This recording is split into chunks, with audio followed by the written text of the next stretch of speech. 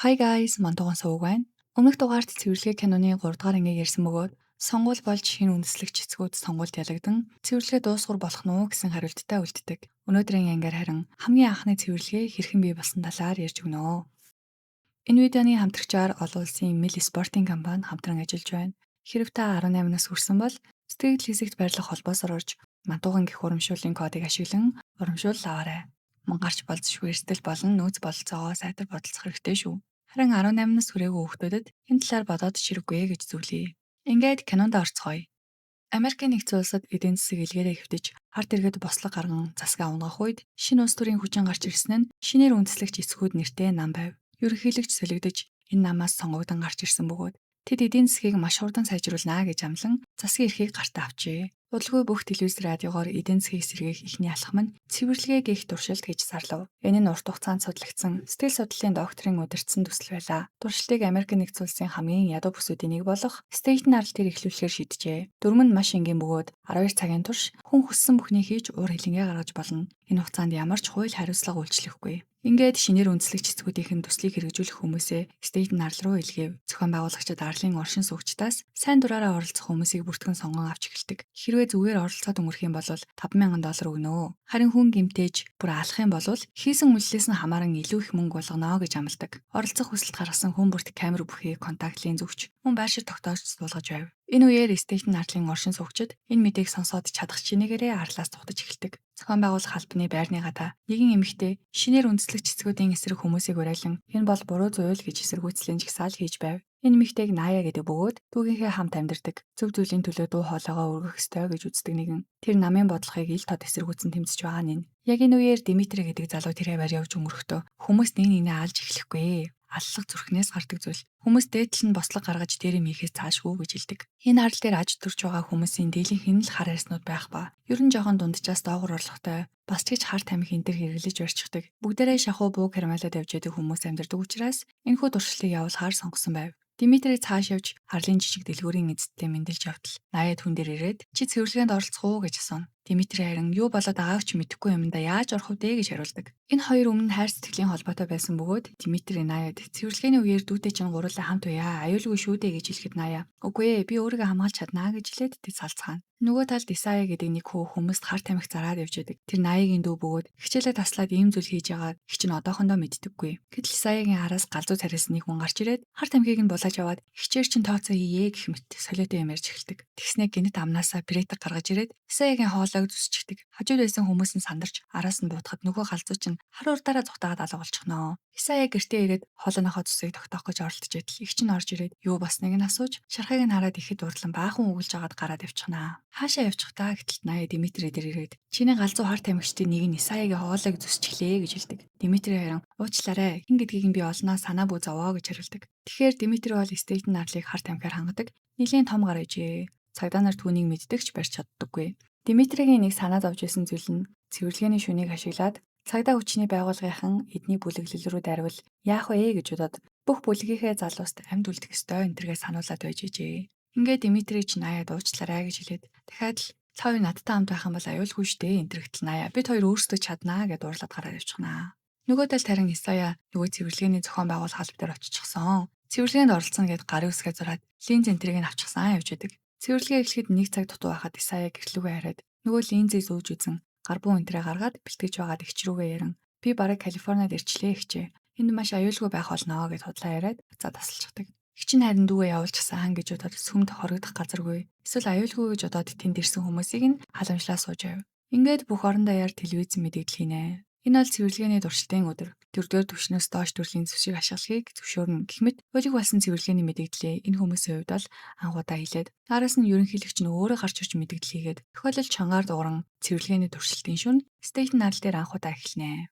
Цэвэрлэгээ эхлэхдээ зэрэгцэн Исая линзээ зүвчгсэн бууга бариад байрнаасаа гарч ирнэ. Гараад иртэл дээрээс нь дронууд тэднийг бүртгэж авч байна бас. Ингээд явж байтал хоёр галзуу эмээ баахан тоглоомтой тэрэг дүрж явахыг хараад цааш явна. Нэг нарийн удамжаар ортол цонхны цан баахан өнгийн линзнүүд. Ядуус ядаж 5,000 тааж болтгоо болъё гэд Бүгдээрээ линзийг нь аваад зүүцсэн байгаа аахгүй юу хөөрхий. Энэ үеэр өөр газруудад юу болж байна гэд зохион байгуулах албаныхан маань камер энтрийг ширтээ сууж идэл. Цэвэрлэгээний хамгийн анхны алхахын бичлэгийг тэдэнд ирдэг. Хартал нөгөө Исаягийн хоолойг зүсдэг галзуу харчин. Хитэмий битгэх гэж байсан хүн дээр очиод хотолоод алчихсан байдаг. Тэгснэ. Энийг харж байна уу? Энэ хамгийн анхны аллага байхаа. Би мөнгө хийж байна гэд галзуу юм шиг энийгээд цаашаа яваад өгдөг. Зохион байгуулах албаныхан маань ч дүрсийг цаг алдалгүй орондоо яар татчих эхэлнэ. Ингийн иргэд тэрийг нь хараад айж цочирдож жоохон мэдрэл муутай гарууд нь тэрийг нь хараад өө болох юм байна гэд хүн алж эхлэх юм байх өө.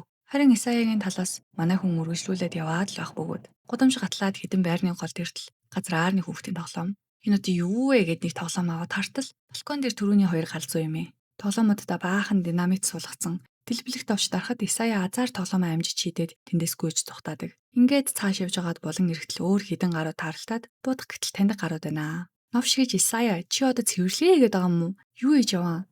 Чи нөгөө галзууг алах гээд явж байгаа ахнээ. Болдоо өгшөн. Хоёр гудамжны цаана үдэшлэг болж байгаа. Тийшээ явцгаая гэд Исаяг дагуулаа явцгаан. Үдэшлэг дээр иртэл тэндээсээ өгшин залууг шоодож байна. Зохион байгуулах албаныхан өөр аллага ерөөсө гарахгүй байна. Хит хитэн газар үдэшлэг болж ийнгээд зохион байгуулах албаны дарган жоохон паникт орсон байдалтай байв. Исая ч үдэшлэгийн нэг захаас нөгөө зах руу галзуу харыг харсан уу гэд хайгаад явж байтал хүмүүнийг дурсгаар хичээр галзуу хар маань гудамжны үзүүрээс гараад ирнэ. Үдэшлэг болж байгааг хараад олон хүн алхана гэд бөөн баяр. Үдэшлэг болж байгааг хараад олон хүн алхана гэд бөөн баяр.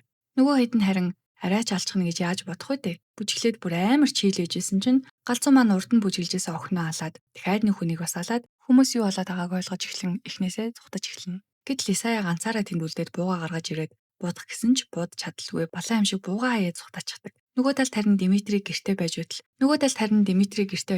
туслах нь хоёр хүүхэн дуудаж өгтөл. Нөгөө хоёр нь Димитрийг дүрс сандаг туслахыг нь явуулсан алуурчин байж таарч. Хоёр хүүхэнд алуулахын даваан дээр аим гарч нөгөө хоёроо байцааж эхэлдэг. Нөгөө талд Исая зүхтаж явж хагаад нэг барилга руу ортол. Тэнд нь бас баахан линз зүсэн цэвэрлэгчд. Нөгөө хэдээсээ зүхтааж нуугдаж байгаад игч рүүгээ ярихад игч нь одоо очлоо гэж хүмүүсээ гарна. Явж яхад нэг хүүхдийн уйлахтуу сонсогдоход хаан дуурайд байна гэж тартал.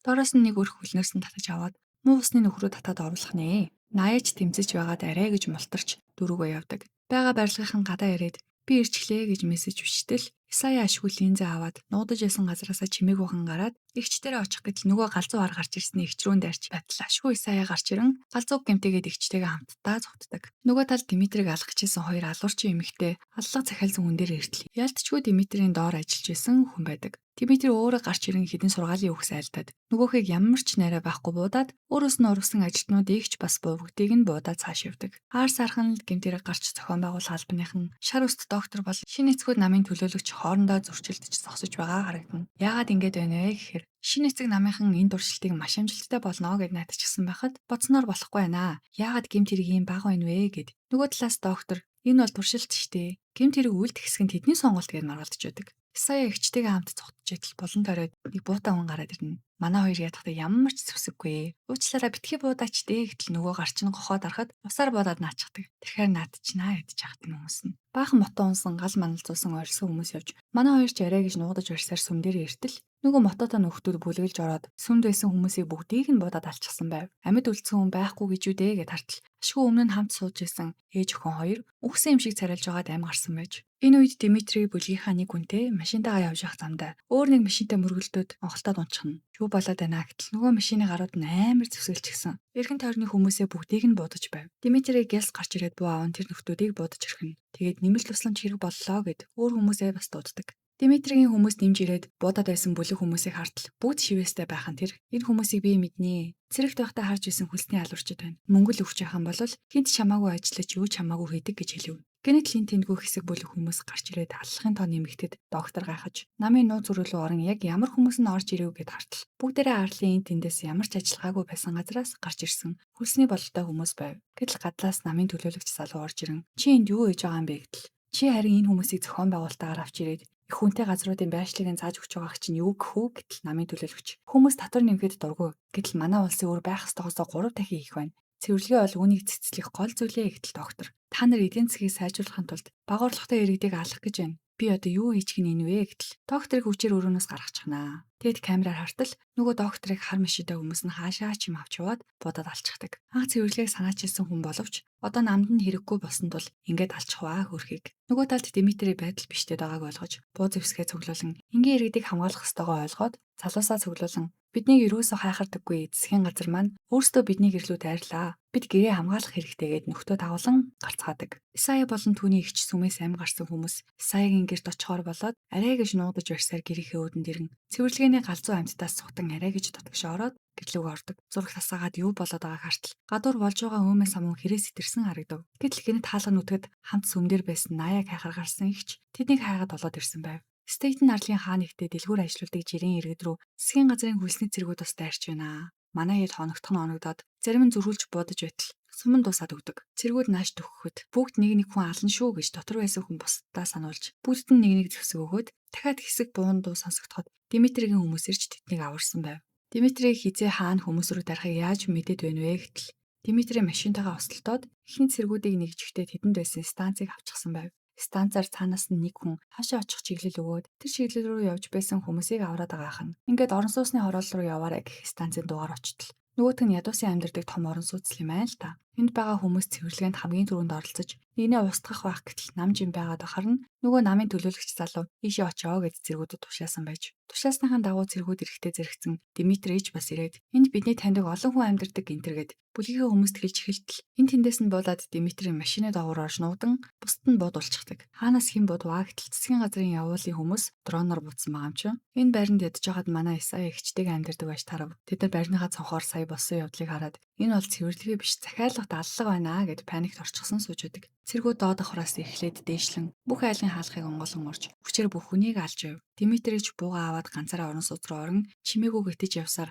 ганц хоёр цэргийг хөөрхөн дөнгөчгдөг. Цэргүүд ч дээшээ Исаягийн байгаа давхар руу ойрцсоор энэ үед Димитри орон сууцны тогийг нийтээр нь тасалж харанхуйд үлдсэн цэргүүдээс овоо хэдэг нь алж өргөдөг. Энэ үед цэргүүд удахгүй орж ирэхдээ манай хэд төлөвлөгөө зохиож сүмээс үлдсэн хоёрыг шкафанд нуугаад өөрсдөө зэвсэг барин бэлтцгээдэг. Цэргүүд дайрч орж ирэх үед эхлээд хөл рүү буудаж унгаагаад унгааснийхан дараа утгалаад алчдаг. Алсан цэргийнхээ бууг авах гэтэл буун суугарч өгдөггүй. Тэгжүүтэл бас нэг цэрэг ороод ирнэ. Тэр цэрэгт яг буудулчлаа даа гэтэл Димитри ирээд нөгөө цэргийг араас нь буудаад алчих нь тэр. Ингээд тэдэнд буу зэвсэг өгч надад тэднийг устгах төлөвлөгөө байна. Миний хэлснийг хийгээд тэдэнд цааварлаж эхэлнэ. Энэ үед цэргүүдийн толгойлогч болон өөр хэдэн цэргүүд тэдэд давхарт ирээд хаалга руу буудаж эхэлдэг. Димитри наяад тесрэх бөмбөг өгөөд өөрөө тойл гаргаж ирэн тэднийг харж байтал цэргүүд тэдний өрөөг яг дэлбэлэх гэж байна шүү. Гэтэл араас нь нөгөө галзуу ар гарч ирээд тэд бол минийх гэж тэнэгтэж байгаад цэргүүдэд алуулчихсан тэр. Энэ үмэнийг ашиглаад Димитри тесрэх бөмбөгөө шийдэг гэж тушаан. Наяа тесрэх бөмбөгөө шийдтэл Димитри бөмбөг рүү буудаж дэлбэлээд өөртөө амжиж матраас доогуур орон цэргүүдийг алаад амьгардаг. Ингээд өөр цааж эхлэлтэй зэрэгцэн цэвэрлэгээ дууссаныг тохиогоор мэдэгдэж